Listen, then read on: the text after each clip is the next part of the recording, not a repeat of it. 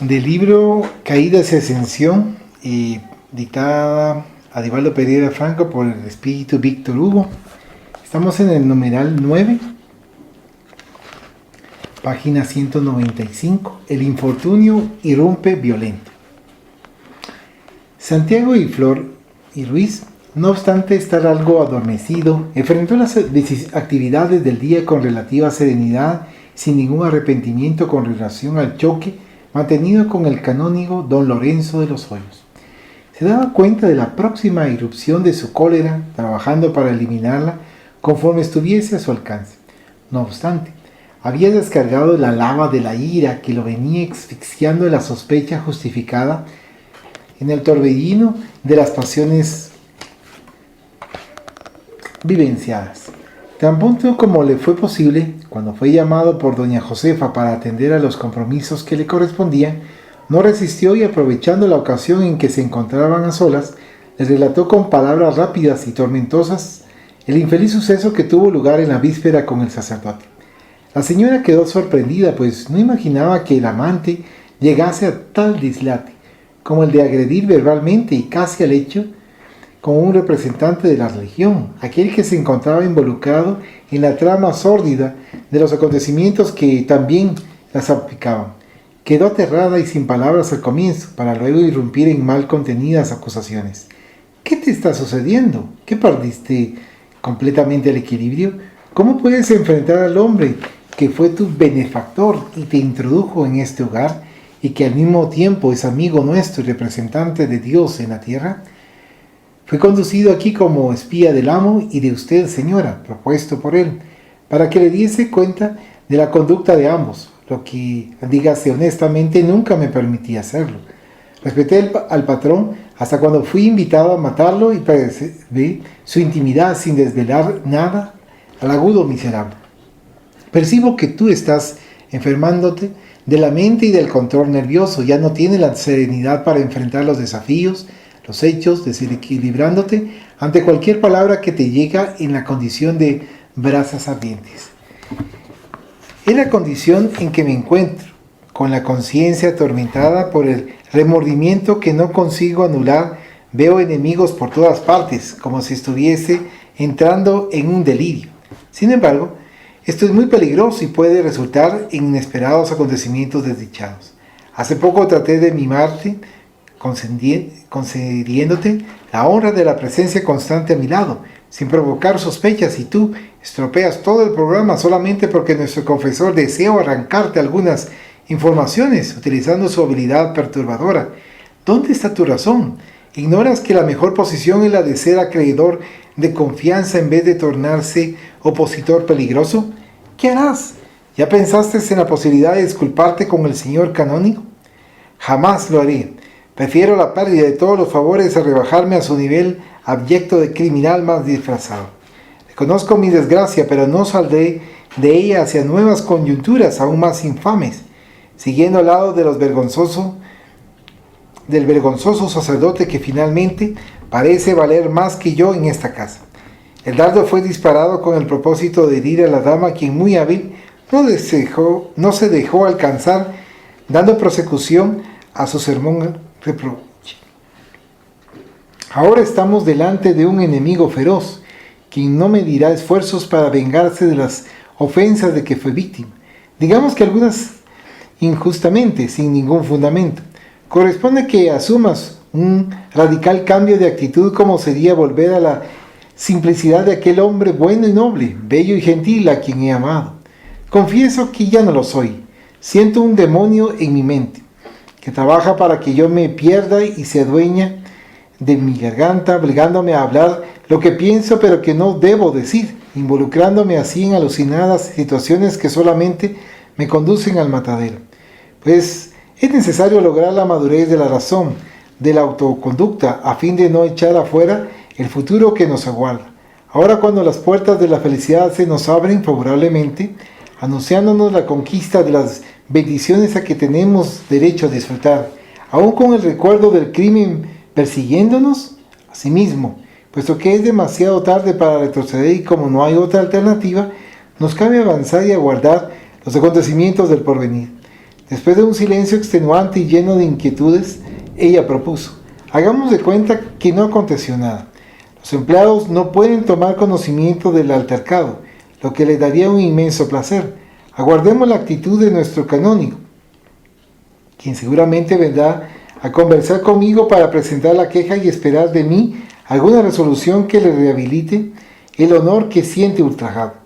Estaré dispuesto a ceder cualquier cosa, menos pedirle perdón o disculpas, puesto que finalmente él deseó parecer inocente, como si apenas yo fuese responsable por la muerte del amo, cuando él prácticamente me mandó ejecutarlo, seguramente con la anuencia de usted, señora.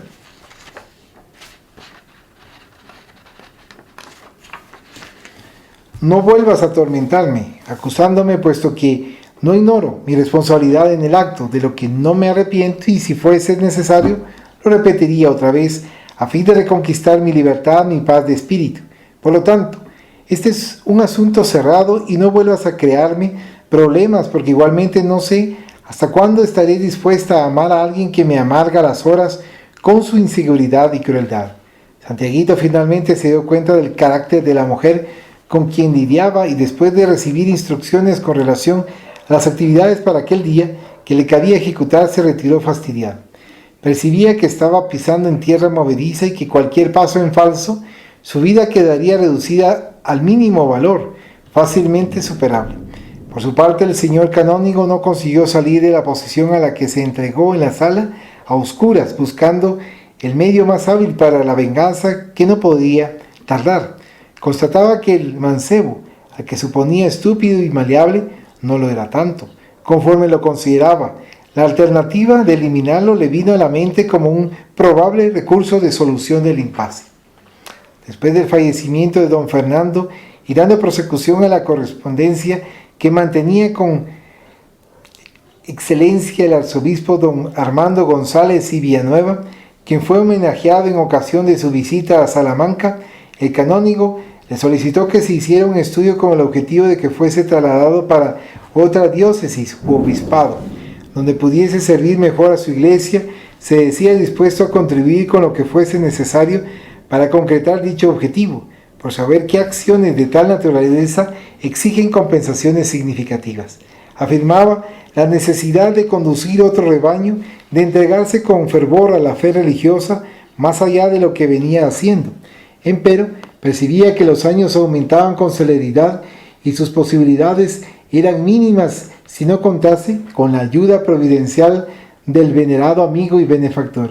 Su eminencia, aún sensibilizado con las honras de que había sido objeto y la distinción que recibía del canónigo, siempre celoso por su bienestar, que periódicamente le enviaba halagos y regalos significativos, prometió intervenir junto a las autoridades eclesiásticas en la primera oportunidad que se presentase una chance. No se olvidaría del amigo y servidor dedicado conforme lo era hasta entonces. Al mismo tiempo, el canónigo mantenía en la casa parroquial un servidor algo demente, que lo acompañaba desde casi el inicio de su sacerdocio. Obediente como un perro fiel, normalmente no razonaba con equilibrio, mucho menos cuando era orientado por su patrón, a quien amaba y se sometía por temor. Se llamaba Héctor de las Palmas, tal vez porque había llegado al país procedente de las Canarias y nadie sabía cómo lo había conseguido, sin parientes ni adhirientes.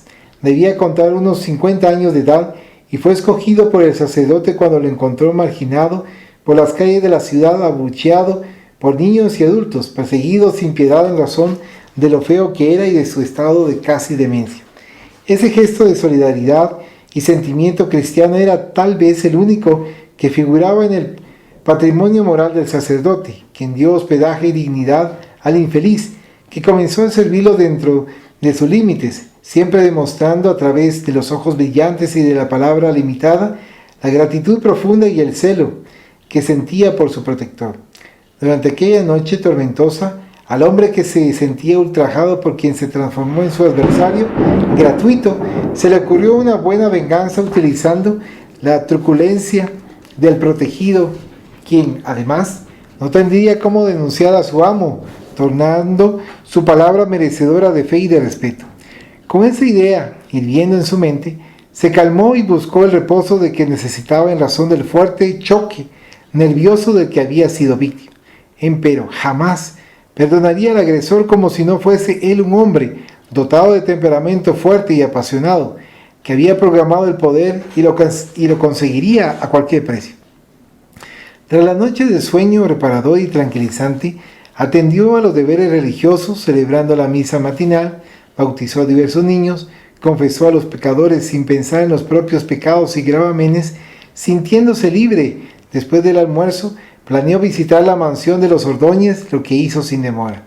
Doña Josefa, sorprendida, lo recibió con efusiva alegría, ciertamente fingida, para disminuir el efecto de la agresión del fámulo, agasajándolo con un refrigerio muy bien cuidado y el refinamiento del que mucho gustaba el prelado, quien se suponía mejor que las demás personas a las que siempre buscaba de subordinar.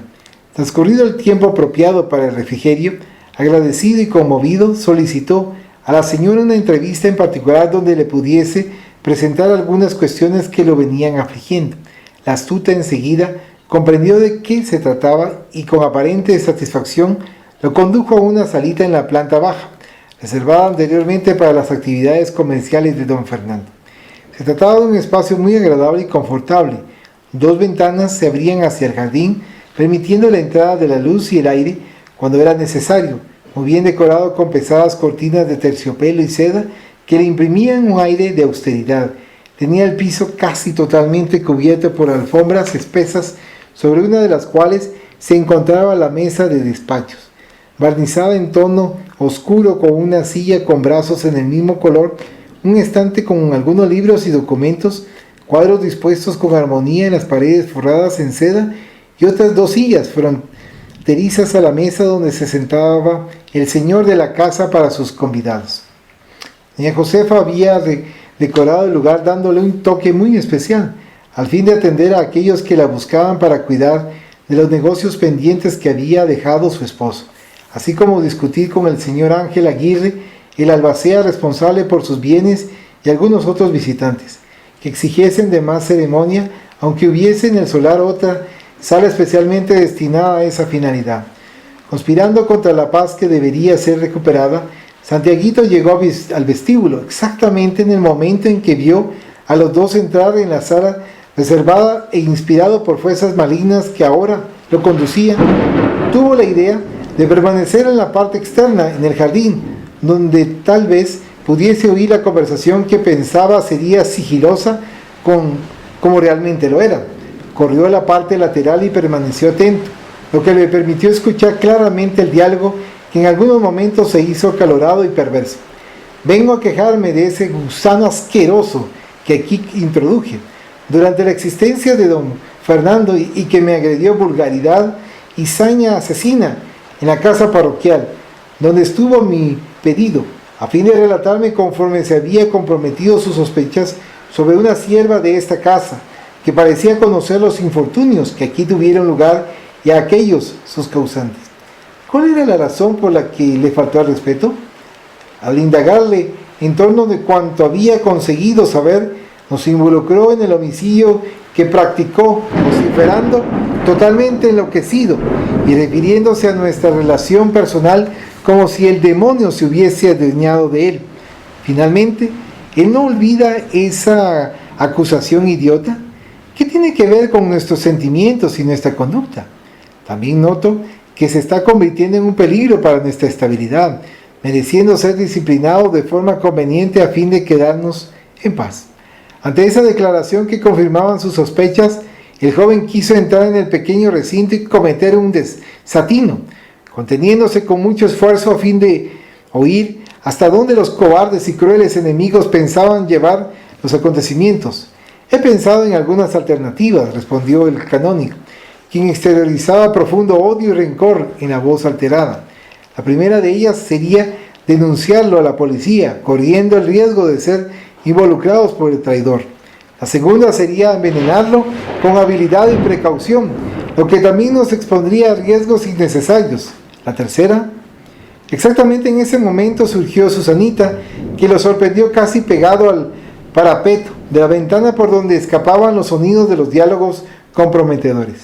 Felizmente él la vio primero, antes que ella lo llamase por su nombre, despertando así la atención de sus adversarios que estaban en el conciliábulo infame.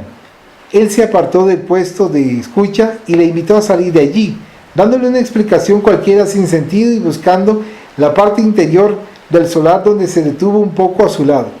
Pese a tener la mente febril y el corazón sufriendo disritmias resultantes de la ansiedad y del conflicto que lo perturbaban. Desgraciadamente, se lamentó en silencio.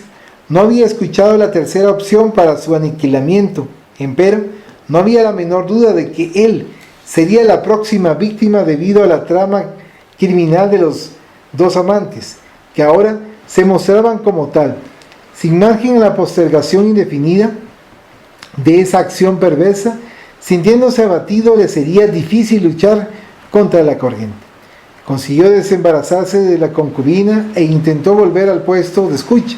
La noche descendía suavemente, considerando la amplitud del día primaveral que se empecinaba en continuar derramando su copa de luz del atardecer. Sin embargo, cuando se acercó a la entrada de la heredad, vio el carruaje del canónigo que salía conduciendo al odioso personaje. Respiraba con dificultad, tal era la angustia que de él se adueñó. Resolvió caminar un poco en la dirección del río Tornes, a donde llegó con relativa facilidad. La brisa perfumada, rociándole el rostro ardiendo, terminó por calmarlo, permitiéndole pensar con serenidad. Pese a amar aquella ciudad muy antigua que fue conquistada por Aníbal, el cartaginés, alrededor del año 222, sabía que ella había sido víctima de muchas derrotas y victorias. Oportunamente fue vencida por las legiones romanas que en ella construyeron un puesto militar en el camino que conducía de la ciudad de Augusta Emerita, actualmente Mérida, a la de Astúrica Augusta, en la actualidad Astorga. Por lo tanto, la suya era una historia de batallas incesantes, porque los godos y más tarde los moros la dominaron por un largo periodo. Después fue nuevamente reconquistada para luego caer vencida una vez más por las invasiones moras, que en ella se instalaron a partir del año 1095, ahí permaneciendo hasta la época de su definitiva expulsión de Europa. En la sucesión de los tiempos, más modernamente, fue vencida por los franceses, después por el inglés Wellington y finalmente por los españoles que la trajeron de vuelta a sus raíces. Como consecuencia, la vieja Salmántica, como era denominada en el pasado, fue enriquecida en su arquitectura, particularmente en sus catedrales, en estilos románico y gótico, en su plaza mayor, y también poseedora de cultura en razón de su universidad fundada y edificada por el rey Alfonso IX. En pleno periodo medieval, el puente que los romanos construyeron aún permanecía fuerte, desafiando al tiempo. Su historia gloriosa, hecha de ascensiones y caídas, finalmente culminaba con los nuevos combates a favor de la libertad impuestos por los carlistas y liberales isabelistas, fatalidad consecuente de las pasiones humanas e irrefrenables ambiciones. En lo íntimo, había una lección silenciosa en aquella historia del tiempo y de la ciudad. Todo se edifica para ser derruido y nuevamente erguido. La ley de destrucción se encuentra en la naturaleza y realiza su ministerio hacia nuevos logros, lo que no justifica el crimen ni la desgracia humana. Como de los escombros del pasado renacían nuevas expresiones de cultura y de civilización, era posible que también él pudiese recuperar la dignidad perdida y ascender a los niveles de la armonía que había arrojado de sí cuando fue vencido por la ambición y el tormento del sexo. La noche lo sorprendió apoyado en el muro de contención del río, contemplando las aguas plácidas que corrían suavemente, en cuanto el cielo se salpicaba de linternas mágicas estelares, informando que hay otras posadas más allá de los límites de la imaginación humana, y una extraña calma lo dominó enteramente. Lentamente el movimiento de personas disminuyó y él se dejó arrastrar por los recuerdos de su existencia singular. Si supiese manejar los instrumentos del destino, ahora podría adquirir posición social, enriquecerse, valiéndose de la viuda sin escrúpulos, usando con ella las mismas armas abyectas con que luchaba: la hipocresía, la traición, la sordidez. Sin embargo, ¿cómo encontrar la paz en ese torbellino? Los pensamientos enredados invadían su casa mental y por otro lado él constataba la proximidad de la ruina. Entretanto, en cuanto se distraía buscando la renovación indispensable para el equilibrio, consiguió liberarse de la constricción perniciosa de los espíritus infelices que lo golpeaban y se sintió desprotegido y a solas. Sintió esa soledad indefinible del corazón y del alma que lo convierte en un niño, careciendo de ternura, de entendimiento y de amor puro, cual linfa transparente brotando en la roca perdida en la naturaleza. Se extravió en el tiempo, retornando a la mansión en avanzadas horas de la noche, cuando todo era silencio. Doña Josefa no dio explicaciones a su cómplice, ni él indagó sobre ninguna cosa, habiéndose establecido un silencio opresor en el cual él buscaba de cumplir con sus deberes y ella evitarlo cuanto era posible casi obstinadamente.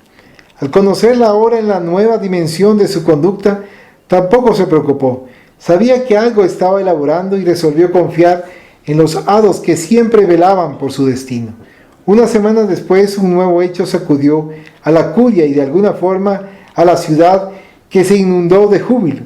Había llegado la noticia de que don Lorenzo de los Hoyos había sido nombrado obispo y que debería ejercer sus funciones en Ciudad Real, gracias al prestigio del arzobispo don Armando González y Villanueva. Se puede decir que fue una sorpresa general, igualmente para el homenajeado, que lo anhelaba, pero que no esperaba que fuera tan rápido. Cada uno de los involucrados en la trama trágica de la muerte de don Fernando experimentó a su vez una reacción específica. Doña Josefa se alegró porque iría a verse libre del fardo que pesaba en su sentimiento de forma desagradable. Santiago Flor se supuso liberado de la venganza del sacerdote y éste, a pesar de sentirse feliz con el ascenso episcopal, lamentaba perder la convivencia libertina con aquella que lo embriagaba de placer y que ahora podía ser una fuente inagotable de monedas para el aumento de su fortuna innoble. Fueron tomadas algunas medidas por las autoridades eclesiásticas y la consagración fue marcada para un mes después del nombramiento y como consecuencia se organizó una comisión de festejos entre los cuales fue programada una recepción fastuosa en la residencia Ordóñez. En ese ínterin, la viuda, radiante de alegría por la próxima liberación de la presencia del amante del que se encontraba saturada, invitó a Santiaguito a la salita de negocios a fin de tomar algunas providencias en cuanto al futuro de ambos. Sin circunloquio, fue directamente al asunto informando: como tú habrás percibido, recibí la visita de nuestro futuro obispo, quien me narró detalladamente el altercado mantenido entre ambos. Inclusive hizo cuestión al referirse a tu sospecha infeliz en torno a una relación inexistente entre él y yo, lo que ya no tengo cómo comprobar. Ahora, con el alejamiento del hombre cristiano hacia otra ciudad, seguramente desaparecerá el motivo de tu sospecha ilógica. Dios nos ofrece la oportunidad de dar prosecución a nuestros sueños de felicidad. Él la miró, ahora con una mejor y más profunda visión de la realidad, y pudo constatar cuán abyecta era aquella mujer, de quien se había enamorado. Sin darse cuenta la comparaba con Susanita, joven y fiel, percibiendo que sus sentimientos se transferían de la primera hacia la otra, quien lo amaba febril y lealmente, sin una frase oculta de cinismo y de vulgaridad, por cuanto el suyo solo era el cariño por el cual luchaba y vivía. Dominado por un rencor que crecía insensiblemente en lo íntimo, sonrió, dando la impresión de aprobar y de esperanzar a la insana, sin olvidarse de lo que había escuchado cuando ella concordó con su eliminación, así como la clara confesión de su vinculación sexual con el sacerdote. Ella intentó mostrarse romántica en su comportamiento, pero él se mantuvo reticente, sin embelezo, preguntándole en qué podría serle útil a fin de contribuir a favor de la futura recepción. Ella le explicó con rápidas palabras lo que había imaginado, inclusive del homenaje que habría de prestarle, además de un valioso regalo al hombre de quien se liberaría en forma definitiva. Por no haber más asuntos de importancia, Le solicito autorización para marcharme, pues tengo algunas tareas por ejecutar que no pueden ser retrasadas. ¿Ni para estar conmigo?, interrogó enfadada. Exactamente, es para atenderla y hacer que todo fluya bien que necesito apresurarme, le respondió con cinismo e indiferencia. Él no volvería a sucumbir, arrebatado por sus encantos que ahora eran observados con otra óptica. No eran tan seductores y ya presentaban las señales de la decadencia orgánica de la cual nadie se libre. Imposibilitada de retenerlo y sabiéndose en una situación nada ventajosa, ignoraba que el amante escuchó el triste diálogo, en el cual había afirmado el propósito de eliminarlo a través del plan elaborado por el concubino. Resolvió aguardar una oportunidad más feliz. Pasadas las emociones de la sorpresa, don Lorenzo, inundado de alegría, comenzó a programar su futura investidura, a prepararse para la transferencia a la futura sede episcopal. Recibió a la comisión de los festejos, presentó sugerencias para las actividades civiles, religiosas y sociales en torno de su ascensión clerical, sin poder ocultar las expectativas de felicidad que se diseñaban en su mundo íntimo. Empero, no olvidaba el resentimiento que sentía por el atrevido que lo había humillado dolorosamente. Por el contrario, a medida que los días pasaban, más se le acentuaban las amarguras, ampliando su deseo de venganza. Ahora que se apartaría definitivamente de la ciudad, donde fue feliz y sufrió la horrenda humillación, creía en la posibilidad del escarmiento para que sirviese de profunda lección al atrevido, lavando así su honor delante del maldito ingrato a quien le había ayudado y que le provocó tanto disgusto. Aturdido por la sed de venganza, en una de las noches precedentes a su consagración como obispo, mantuvo un grave diálogo con su protegido Héctor. El necio no comprendió todo cuanto le fue transmitido, empero fiel a su benefactor, se dejó arrastrar por las sugerencias e imposiciones que quedaron muy claras al solicitarle: tú no ignoras, Héctor, que me debes la vida, que te mantengo con dignidad y que te defiendo de todo mal. Hay un deber de retribución de tu parte para conmigo. Llegó el momento en que tú me demuestres tu gratitud, atendiendo a mi deseo. Hizo una pausa. A propósito, carraspeó, puesto que le pesaba en la conciencia la trama del crimen que planeaba, de la venganza ulterior que habría de practicar por intermedio del necio, incapaz de tener dimensión de la gravedad de lo que iría a realizar, prosiguió.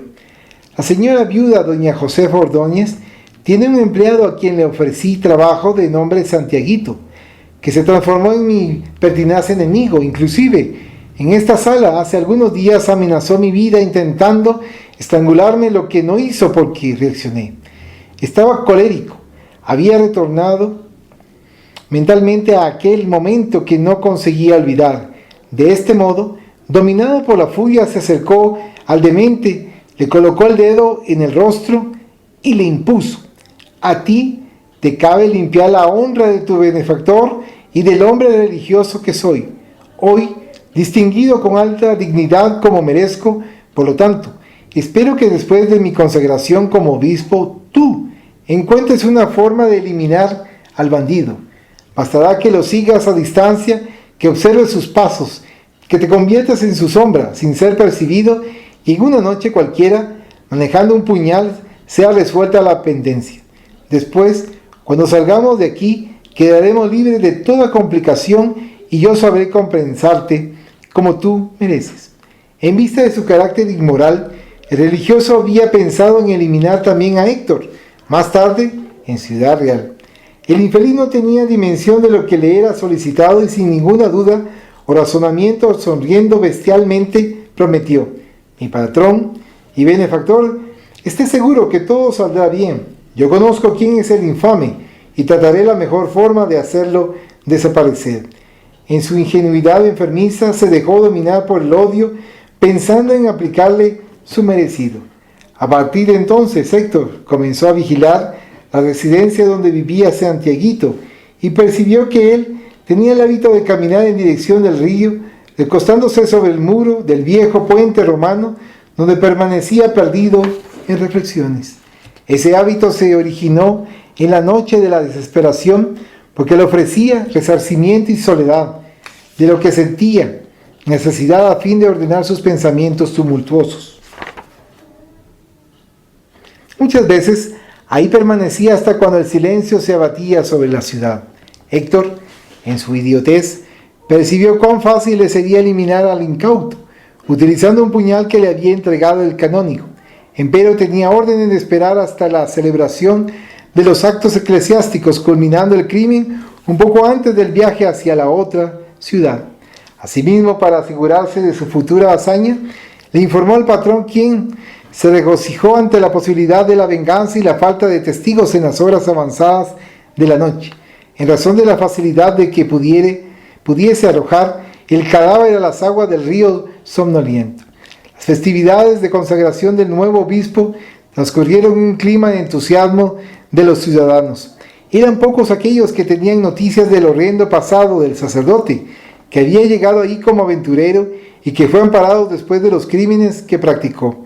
Esos mismos que aún se recordaban, reconocían que el joven disoluto se había transformado en un noble religioso, que ahora era elevado a un puesto eclesiástico de alta responsabilidad. Para la liturgia de la consagración vino especialmente convidado el arzobispo don Armando González y Villabuena, quien se presentó acompañado por su corte tradicional, y todos fueron hospedados con honor y deslumbramiento en el palacio episcopal de la ciudad. Don Lorenzo formó parte de la comisión de recepción y tan pronto como le fue posible, consiguió una entrevista con su eminencia, a quien le entregó una regia compensación por el título conseguido, lo que hizo con elocuencia para el deslumbramiento del prelado, que se sintió feliz por el acierto de su acto conforme pensaba. La cena en la residencia de doña Josefa se revistió de un brillo nada común, oportunidad en que abrió su mansión a la sociedad por primera vez después de la dolorosa partida del esposo. Todo estaba en orden y obedecía al ritual de la elegancia, del lujo, de la ostentación. La recepción a los invitados fue de excelente calidad, y en cuanto los carruajes dejaban a la puerta de entrada a las autoridades civiles, militares, religiosas y algunas personalidades importantes de la sociedad, servidores contratados para el evento se encargaban de servir bebidas refinadas y canapés para incitar el apetito, por otro lado innecesario porque en tales ocasiones nunca faltaba. Santiaguito, a disgusto, estaba vestido de libré, como correspondía a un momento de tamaña envergadura, y la viuda, que lo estaba con un traje de reina, ostentando joyas valiosas, recibía a los convidados sin ocultar su orgullo, en cuanto mantenía sujeto a su muñeca por una delicada cadena de oro, un abanico sevillano, ornado de madreperlas relucientes que le daban un aire de grandeza nada común.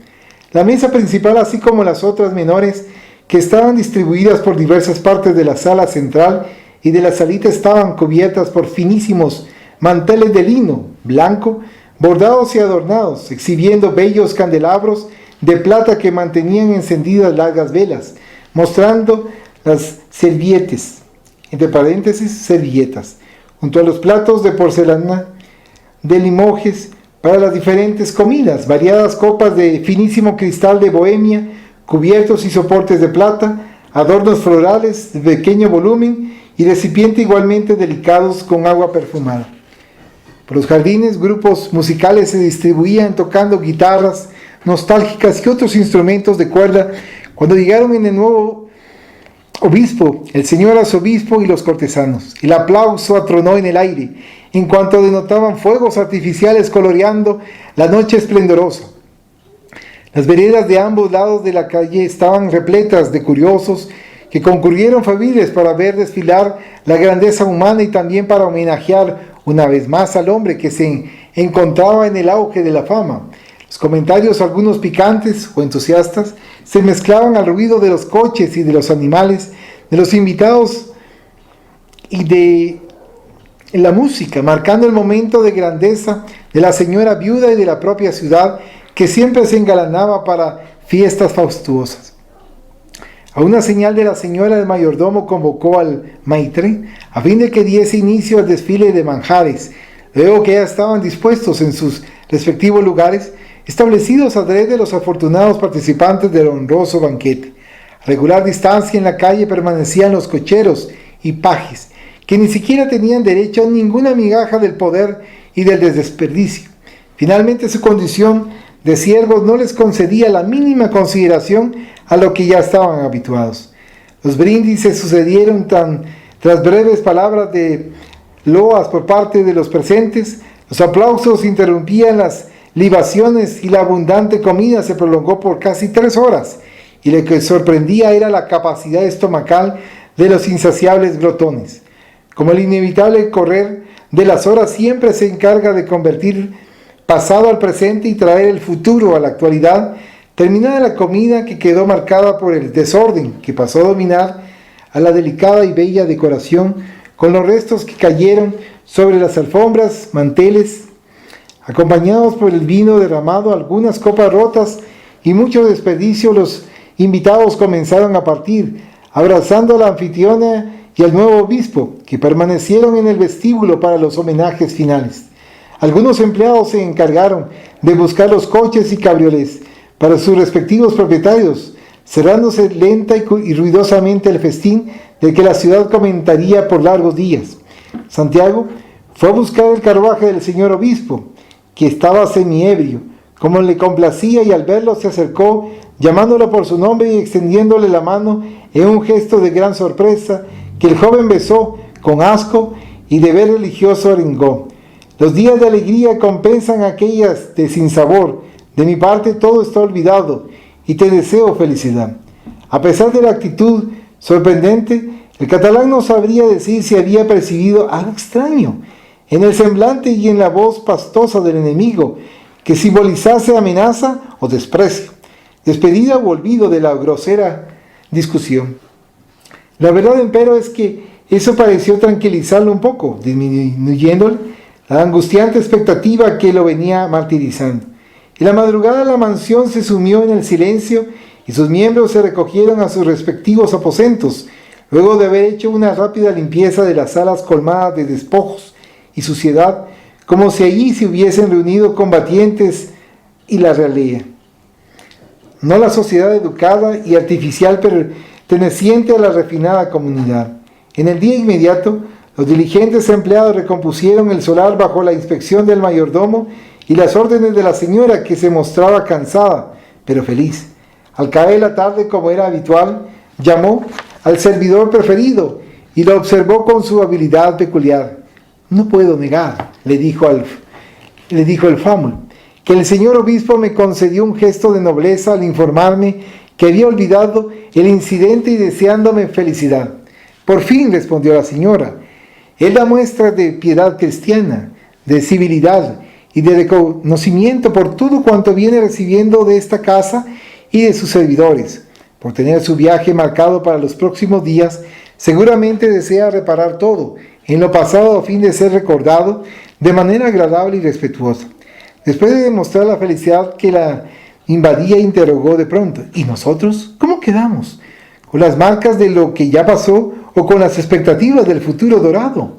Sorprendido con la pregunta directa, él respondió: espero que Dios me inspire a pensar tan solo en el futuro, después de tantas situaciones penosas. Ambos sonrieron maliciosamente y él solicitó autorización para retirarse. Sin embargo, la verdad era bien otra para el señor obispo. El perdón y el olvido de las ofensas no formaban parte del programa de su conducta. Continuó instigando a Héctor, quien prosiguió vigilando con agudeza de psicópata a su futura víctima. Chasser naturel y reviendo a Golob. Eso significa expulsar la naturaleza y ella volverá al galope. Informa en su comedia El Glorioso en el tercer acto, en la sección quinta, procurando demostrar y expresar el pensamiento en torno del inútil esfuerzo de las personas que buscan forzar la propia índole, cambiando de conducta, no obstante, vuelven a ser su víctima. Fue lo que sucedió con Don Lorenzo, en la víspera de su viaje, con algunos fámulos que lo acompañarían y su protegido. Las fuerzas del mal conspiraron para que la tragedia fuese consumada. Desde ambos lados de la vida, los instrumentos de la perversidad se hermanaban en el mismo propósito: la extinción de la existencia de Santiago Flor y Ruiz. Sus enemigos del más allá orquestaron en la mente perversa del obispo, dando campo a la índole infeliz que portaban, las órdenes severas que le manifestó a Héctor a fin de que en aquella noche quedase cerrado el capítulo de la deshonra y las aguas del Tormes se encargasen de conducir el cadáver del infame hacia las márgenes tal vez distantes de la ciudad. De ese modo, asusado por los insensibles verdugos espirituales, Héctor aguardó en la cercanía del puente romano, discretamente oculto por una mata de plantas floridas y árboles que estaban a la vera del río, la llegada del solitario habitué, quien había hecho de aquel lugar casi por compulsión nocturna su rincón de paz. La madrecita desencarnada de Santiaguito intentó en vano inspirarlo a que no permaneciese en aquel sitio, o que tan pronto llegase allí, retornase a la heredad, pero insensible al pedido de la entidad ennoblecida, continuó su marcha, atraído por la fatalidad de sus actos lamentables, y como lo hacía siempre, se inclinó sobre el muro, contemplando las aguas lentas que un delicado haz de luna menguante plateaba. El enemigo insólito, mentalmente hipnotizado por el amo cruel, en la creencia de estar sirviendo a su Salvador, se acercó suavemente, impulsado por el odio que lo dominó, le clavó el alma blanca varias veces en el área pulmonar y en el cuello. Sin darle tiempo a la víctima a volverse en su dirección, chorreando abundante sangre y gimiendo dolorosamente, el cuerpo cayó al suelo y fue erguido de inmediato por el musculoso asesino, que lo tiró por sobre el muro, observando la caída en las aguas plácidas y constatando cómo se sumergía en ellas. Se detuvo allí por unos segundos y como el cuerpo no resurgió, salió en disparada, retornando a la casa parroquial donde lo aguardaba el patrón ansioso. Trémulo y pálido, tartamudeando, le informó al obispo que había cumplido con el trabajo que le había confiado con todo el éxito inimaginable. Por primera vez el prelado lo abrazó, ofreciéndole una copa de vino, tal lo cual lo despidió, a fin de estar en condiciones para el viaje que sería iniciado por la mañana temprano. Cuando el rostro del día comenzó a adornar las sombras nocturnas con la claridad de su sonrisa, el nuevo obispo de Ciudad Real y su comitiva dejaban Salamanca para siempre, sepultando en el desconocimiento los crímenes que él había practicado, pero de los cuales jamás se olvidaría o quedarían impunes delante de los soberanos códigos de la divina justicia. Este fue el final del numeral 9, el infortunio irrumpe violento, de caídas y ascensión. ¿Algún comentario, Pedro? Al principio, digamos, se estaba notando el remordimiento que tenía el joven, y tuvo una confrontación con el sacerdote, porque, digamos, no, a pesar del crimen que cometió, a pesar de eso, tenía cierta admiración y cierto respeto por el señor de la casa. Entonces, le habló, estaba prácticamente atacando al sacerdote, entonces él le amenazó, le amenazó el sacerdote al joven. Entonces después el joven, por el mismo remordimiento, veía diferente a esta señora Josefa, ya no la miraba igual que cuando ella le hacía, digamos, le seducía o le cortejaba, sino que él ya la miraba como alguien normal o de una forma tal vez indiferente, porque le pesaba en la conciencia ese remordimiento del crimen que había cometido. De hecho, él ya se había arrepentido, pero sabemos que eso no iba a borrar lo que había pasado, ¿verdad? Entonces, el sacerdote se puso a la idea de que tenía que eliminar al joven, tenía que quitarlo del camino porque lo consideraba como una amenaza. Entonces se puso en cierta complicidad con la señora al decirle que consideraba que él les estaba estorbando. Y digamos, aquí podemos observar, por ejemplo, que a pesar del daño que hizo el joven, tenía una parte de conciencia que le decía, mira, no tenías por qué haber hecho esto, hiciste mal con esto que hiciste. En el caso de la señora, no se ha visto una muestra de remordimiento o de algún tipo de bondad. En cambio, entre las ideas que tenía el sacerdote para eliminar al joven, se le ocurrió al usar al protegido y en cierta forma servidor que tenía Héctor, que había llegado lejos, o sea, había llegado, de lejos, mejor dicho. No me acuerdo si de las Islas Canarias, que había llegado así, que nadie se explicaba cómo fue que llegó, que no tenía a nadie, no conocía a nadie. Entonces, se mencionaba en la lectura que de las pocas cosas buenas que pudo haber hecho el sacerdote fue haber auxiliado a Héctor. O sea, digamos, le tendió la mano porque prácticamente Héctor era como su protegido. Entonces, entre la locura y las limitaciones que tenía Héctor, sentía el agradecimiento hacia el sacerdote por la ayuda que le brindó. Entonces sentía que tenía que serle completamente fiel y completamente incondicional. Entonces el sacerdote se aprovechó de eso, porque le dice, mira, fíjate que me ofendió el joven y necesito que algo así como que limpies mi honra. Entonces, eso por otra parte nos hace acordarnos de la era de los duelos, cuando una ofensa era un motivo para un duelo, o sea, el orgullo.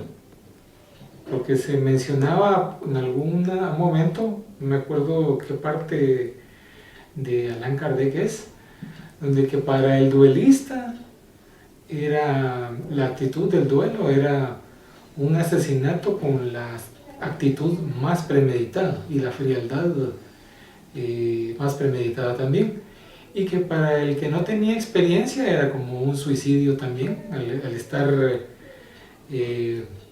cayendo en esto del duelo. Entonces esto venía por el hecho de que prácticamente lo que se está viendo cuando le dice el sacerdote a Héctor, mira, necesito que limpies mi honra, es como que está afectado en su soberbia y en su orgullo. Entonces el siervo Héctor, a pesar de sus limitaciones o locuras, siente el agradecimiento y que tiene que cumplir fielmente lo que le dice el amo, en este caso el sacerdote. Aquí también podemos ver que hay, digamos, lo que se menciona, hay brutalidad, hay frialdad, pero también hay una parte que es el agradecimiento que le tiene Héctor al sacerdote, que veo yo una situación similar, digamos, tiene aunque sea una parte pequeña de algo bueno, que es la fidelidad, y la otra parte que tiene el sacerdote, que es buena en el sentido de que socorrió a Héctor, y la otra parte buena del joven, que él siente remordimiento porque él, conscientemente, él no tenía ninguna maldad, solamente. Muchas gracias, Pepe. Vamos a finalizar entonces la reunión de esta noche con la oración. Agradecemos a los buenos espíritus que han querido venir a comunicarse con nosotros. Les rogamos que nos ayuden a poner en práctica las instrucciones que nos han dado y que hagan que al salir de aquí, cada uno de nosotros se sienta fortificado en la práctica del bien y del amor al prójimo. Deseamos igualmente que estas instrucciones sean provechosas a los espíritus que sufren, ignorantes o viciosos que hayan asistido a esta reunión, y sobre los cuales imploramos la misericordia de Dios. Que así sea.